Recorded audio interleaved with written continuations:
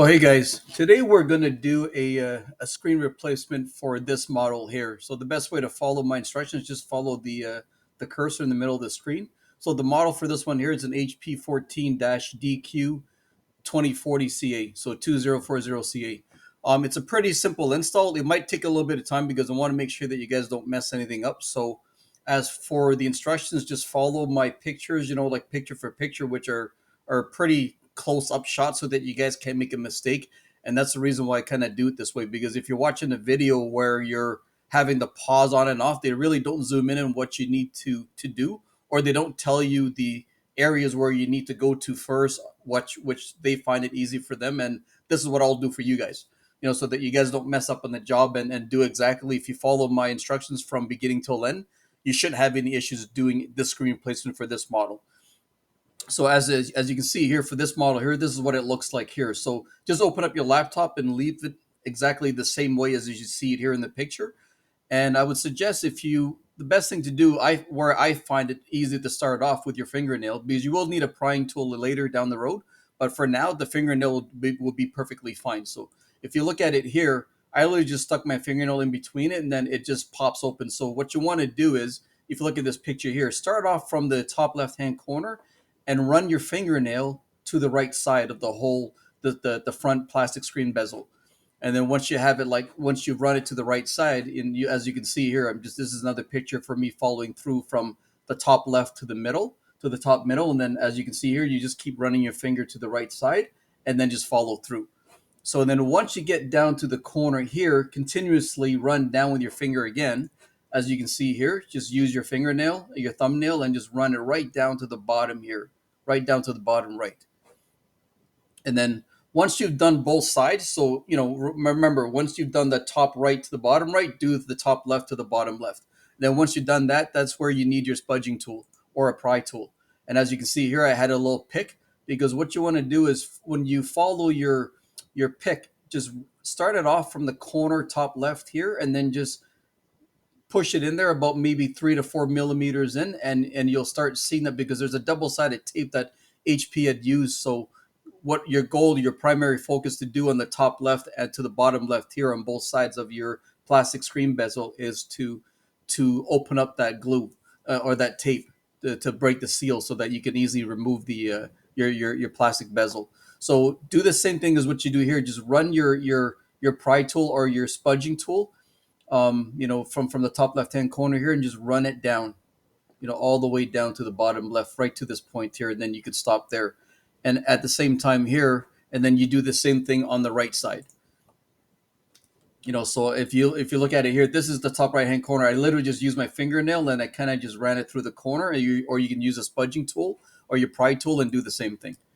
And then if you look at it here, um, and that was, sorry, that was just a different mistake here. So as you yeah, here, let me go back to this here. I kind of lost track here. So because for the top left and the top right, the under part there, you'll have to do the same thing with your spudging tool, and that's what I forgot to do. So all I'll do is I'll rotate that to the left, and as you can see here, my apologies guys, if you look at it here, I used my spudging tool and ran it from the right side here, going down to the left side, to the top left side of the screen. So just remember to take note, do not put your spudging tool deep within the camera. You don't need to do that. Just literally just lightly, like go over about 2-3 millimeters, but do not surpass the eye of the camera. So kind of just go lightly underneath, and then just keep going a little bit deeper on this side here to the top left. And once you've done that, as you can see here, it's starting to open up pretty easy. And on the right side is exactly the same thing as you can see here. So the only one area here that hasn't been opened is the bottom left to the bottom right. And then what you would do also, again, just you can either use your finger to start off the scoring process of where you can put your prying tool, and then just literally run it down across here. Then I'll show you here. So this is the bottom left side hand corner. Or you can start off from the bottom right also. Either way is perfectly fine, and then just run it right across. And I wanted to make an important note for this here, because once you run it across, you're going to notice you're going to run into this type of film that's actually glued to the back part of this bottom bezel, the plastic bezel, which the other part is actually attached to the screen. So this is where you're going to need some type of, like a paring knife or a very sharp knife, precision knife or something to cut that film. Because if you don't cut that film, you won't be able to separate this complete plastic bezel from the screen itself. And then I'm gonna, and then, and then as you can see here, don't be afraid to do this. Just put 2 or 3 fingers in, and then once you've actually used your pry tool and are able to get your fingers into it, here I'll rotate this again here. And once you're able to and once you're able to get your fingernails in between it, just pop it hard, pulling the plastic bezel towards you from the bottom left to the bottom right. Just keep that doing that from the bottom left to the bottom right. Just pop it, and you'll actually hear a popping sound where the fasteners are actually releasing itself from the screen. And I will do another one here. This is where I wanted to really show you guys where it's important, where I was talking about that film. And as you can see here, see where the film is? I was using my paring knife to cut this, but if I hadn't cut this part here behind the bezel would be attached to this. So don't go too deep. Just you'll feel where it is. You'll actually know because once you see it, and you'll see that there's a film there. So just use your paring knife and cut it from the bottom right, very close to the top lip of the rear part of the plastic bezel, and just keep cutting it until you get to the bottom left side corner. And I'm going to show you here. And see, this is a picture here. This is a better picture. As you can see here, this is the cut area that I did. And all you do is, if you see there's a V taper there, that's where it's been cut. And you just lightly use your paring knife and then just cut alongside here, close to the screen side, and then just keep running it to the bottom left-hand corner. Then once you've done that, this is where we're going to do next. Um, so yeah, this is just a different angle. My apologies. This is a different angle for me to show you guys how to cut it. So this is the other area here. I'm gonna rotate this because I was in a rush. Sorry, guys. I got a customer coming here soon, so I'm just trying to do this video so that I can actually show you guys how to do this, which we're halfway done. So it's not a big deal. So once you remove once you cut the lining that was behind this bezel here, your next goal is just to lean the screen back a little bit, and all you have to do is literally just start with your finger here and push this. Put your fingernail in and just push down with your fingernail, and you're gonna see that these tabs will release itself. Because before you weren't able to see this, right? See these little gray tabs. So this tab was actually connected to this plastic bezel. So once you've done that, you start pushing down your fingernail in between the plastic bezel and this protective cosmetic bar. You will actually start seeing these tabs. So do the same thing, keep pushing down in between it, and you'll see that these tabs will keep popping up. And then as you can see here, I'm gonna keep rotating it here. Apologies again, guys. I normally get all this stuff ready, but you'll get the point here. So this is midway done from the bottom left to the bottom right. So you just keep putting your fingernail in and push down with your fingernail, and these tabs will release itself. And once it releases itself, this is the easy part. I'm going to rotate it again. Damn it. I got it upside down. Okay, so this is the completion part from the bottom left to the bottom right, where you're putting your fingernail in between the plastic bezel and the cosmetic tab here. So once you've done that, that's good. So what I want you guys to see here is, this is the other important part too here too. So craps. Okay, so on the bottom left and the bottom right, what I need you guys to do, because this is actually still stuck, because for you to be able to completely remove this, the second last part of the step of removing the plastic bezel, this is actually clipped in here. So what you do is put your fingernail behind it and then pop your fingernail or your finger towards yourself, and you will hear it pop. So do the same thing on the right side, and then this whole plastic bezel will release itself. And so this is the next step here. And so this is the right side here. I'm just showing you guys how to do the right side here. Just put your fingernail in between it and then just pop it out. So this is the last step for the removing the bezel, because it's still clipped underneath. So if you're looking at it here, I kind of just pulled this cosmetic tab here, the gray tab, towards myself. And if you see here, see all these black tabs? They were actually connected. They were being held underneath this cosmetic, the gray tab. So once you pull the tab towards you a little bit, this gray tab, and use your right hand to lift this up, then this will allow you to remove the plastic bezel completely. Do you get what I'm saying? So just remember that, right? Pull this gray tab towards you and then use your right hand by grabbing this section here. That this is, I would suggest holding this section here because this is the strongest part of your bezel. You don't want to be grabbing that flimsy part on the middle right, because you might just snap or break your plastic bezel. Then you're in deep shit, right? So excuse my French, but yeah. So the best thing to do is just to grab this section here and then just lift it upwards while you have this gray tab pull towards you, and then as you can see, these black tabs will actually release itself from the undergrip of this gray part here. So, and then it'll allow you to remove the plastic bezel. So once you have it removed, this is what your screen looks like.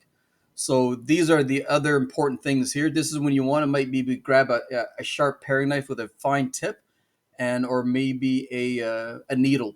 I have a special little tool, an Apple tool that I have. It's literally like a needle, just a bent needle that allows me to um to remove the double sided rubber tape that's actually sealed behind here, from the top left to the bottom left and the top right to the bottom right. So this is where we're going to be focused next, on the bottom left and the bottom right, on removing this. So as you can see here, I did a close-up shot for you guys on the bottom left here. This is what you want to be able to grab. So use your pry tool, or sorry, not pry tool, but a needle or a very sharp pick that allows you to just push down on it and pull it out towards you. And do the same thing with the right side here, and I'll show you what the tool that I use. As you can see here, I have it pulled towards me. Pull it out enough that's about 5/8 of an inch or whatever, that allows you to grab it with your fingertip. And what you'll want to do afterwards is just literally grab it with your right hand, pull it out, and then start using your right hand to slowly pull the rubber tape here slowly. So just take your time. It's going to take you probably about a minute to pull each one out from the bottom left and the bottom right. But if you pull it out very slowly using your left hand, holding onto this piece here, and then your right hand pulling it out every 1 to 2 inches. And you're doing that repetitively until the whole strip comes off. Because you can easily reuse this, because if you don't have double-sided tape, if you take your time and just take your time and do it, you will actually be able to reuse this without any issues. All right? So just do that. And then, this is an instruction here, just a picture for display purposes. As you can see here, you can use the whole bloody part. You won't wrinkle it or anything, or twist on it. So just make sure you take your time. And obviously here, as you can see, it's just my left hand that's actually holding the double sided rubber tape. But in your situation, you would actually have your right hand holding it in the middle here and pulling it slowly out towards you. So then by the time you're almost finished, pulling this out, that the length of this tape here will be probably the full length of your whole, keyboard top case, from the top here to the front left here. So just remember that, right? It'll spring on you at the end, but just try to go slowly. You'll be able to use all of it, and then just place that on a glass table or somewhere safe so that it doesn't, warp itself or spring itself. So make sure that it's planted down safely somewhere. And so this is just for a demonstration for me to show you where I was, or where you can put it. But with what we're doing, since we haven't removed the screen yet, I wouldn't suggest putting it there. Just put it on your glass table or somewhere safe away from your laptop. I just wanted to show you that, as you can see, if you take your time, you can actually reuse this double-sided rubber tape, which is awesome for holding your new screen. And that's the best thing. So do the same thing for the bottom right side, and then you'll be good to go. As you can see here, just I wanted to show you, I used the same pick to start off the pulling tab process. And then you just grab it with your left, your thumb and your index finger, and use your right hand to start, pulling it out like you did on the left side. And as you can see here, I was able to manage to reuse both of this. I do have double-sided tape, but to be honest with you, this double rubber tape here is much better than the double-sided tape, because it gives you the ability to remove it easily if you mess up. So and then this is what you're going to put onto the new screen, exactly where the old one was situated or positioned, which is very simple. And so once you remove that, so what you want to do here is, I'll rotate this. God damn it, I should have taken my time. Sorry guys, I've been in a rush. I got about probably 10 minutes to do this, which will be finished before that anyway. So, and as you can see here, now the screen will you can easily just handle the screen and place it facing down over your keyboard. And this is where the next area that we're going to be focused, this part here. So our next goal is just to remove this safety seal tape, which is actually keeps the 30 pin cable in place. And this is a close-up shot there. So what you do is just use your thumbnail, just kind of score the corner here, just lift it up, and then you'll be able to remove this. So this is once you remove it, it's pretty simple, as you can see here. It comes off pretty easy.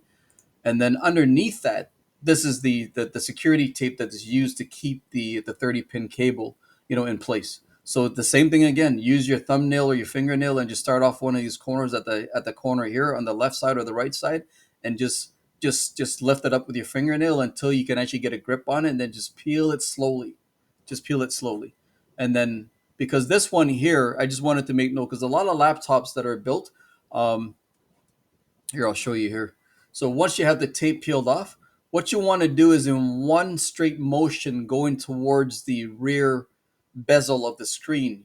What you want to do is use two hands. Don't use one, because it's just, you don't want to do it half-assed, because you don't want to short your system because you haven't removed the battery or disconnected the battery. But you don't need to do that. It's a very simple installation, a very simple disassembly. So if you want to do this correctly, just use your left hand, hold this corner here of the tape, use your right hand, hold this corner, and in one motion, look at my cursor of the mouse, just pull the cable towards the rear bezel, the rear cover, screen cover, and it'll just come right off in one shot. So just remember, in the same sequence, when you're installing the new screen, when you put your 30 pin cable, make sure you grab the cable with your left and right hand, and then you seed the 30 pin cable back into the socket on the new screen exactly the same way you removed it. Don't be fidgeting around where the left side is kind of not angled properly. You want to make sure it's completely, parallel to the socket here before you seat it. Because the last thing you want to do is, if you end up fidgeting around with it, if you don't trust that, I would suggest removing the battery, which, you're going to have to look at a different disassembly process for this model, which I haven't done yet because I haven't had a chance to do that. But like I said, you don't need to do that. All you need to do is just take your time, use your left hand, with your fingers, hold it this corner here with a tape, and hold this tape on the right side, and then just seat it in one motion right back into where you had removed it. Because some other laptop models here, I'll show you here, this one doesn't have it. A lot of times they'll actually have an extra socket lever, which looks almost like this white part here, that locks itself to keep the cable in place. But with this model here, it doesn't. So it's very crucial that you reuse the tape that it came with. And once you've sealed your 30 pin socket, your cable back into the new screen, push the tape back down, and use additional, like Scotch tape or whatever, and just run it across one, two, over, and just as a double security. But you really don't need to, because you have to keep in mind, right?